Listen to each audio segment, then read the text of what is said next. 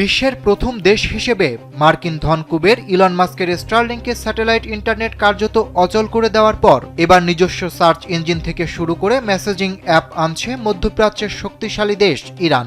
এ বিষয়ে internet censorship কার্যত পর্যবেক্ষণকারী সংস্থা ফিল্টার ওয়াচের প্রধান আমির রশিদি বলেন, ইরানের নতুন এই ব্যবস্থায় শুধুমাত্র নিরাপত্তা ছাড়পত্র প্রাপ্ত বা সরকারি যাচাই প্রক্রিয়ায় উত্তীর্ণ ব্যক্তিরাই সীমিত ও ফিল্টার করা বৈশ্বিক ইন্টারনেট ব্যবহারের সুযোগ পাবেন। সাধারণ নাগরিকদের জন্য থাকবে কেবল একটি জাতীয় ইন্টারনেট, যা সম্পূর্ণভাবে দেশীয় প্রযুক্তির হবে এবং বৈশ্বিক নেটওয়ার্ক থেকে বিচ্ছিন্ন থাকবে। এই জাতীয় ইন্টারনেট মূলত একটি সমান্তরাল ডিজিটাল অবকাঠামো, যা সরকারের পূর্ণ নিয়ন্ত্রণে থাকবে। এর আওতায় থাকবে শুধু সরকার অনুমোদিত search engine, messaging app, navigation সেবা এবং দেশীয় স্ট্রিমিং প্ল্যাটফর্ম, যাকে অনেকেই ইরানি নেটফ্লিক্স হিসেবে বর্ণনা করছেন। ব্রিটিশ সংবাদ সংস্থা দ্য গার্ডিয়ান জানিয়েছে, ইরান সরকার স্থায়ীভাবে বৈশ্বিক ইন্টারনেট থেকে বেরিয়ে আসার পরিকল্পনা করছে।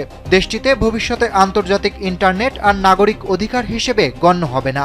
তবে এই অধিকার নিশ্চিতে বিকল্প পথে হাঁটছে তেহরান। নিজস্ব প্রযুক্তির ইন্টারনেট সুবিধা আনছে তারা।